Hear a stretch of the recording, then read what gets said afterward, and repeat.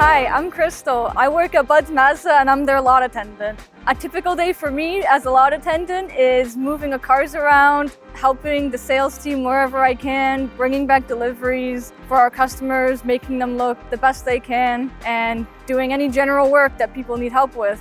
I think the most important part of my job is keeping things organized and knowing where cars are and where they need to be. My favorite part about working at Budds Mazda is being able to meet so many different kinds of new people who share the same interests, passions, and we all just get along super well here. The vehicle I drive is a 1997 Mazda MX-5. I chose this car to drive because it's just a super cute car and it was a fun way to get to learn to work on cars and learn manual. Working at Budds Mazda is like working with family.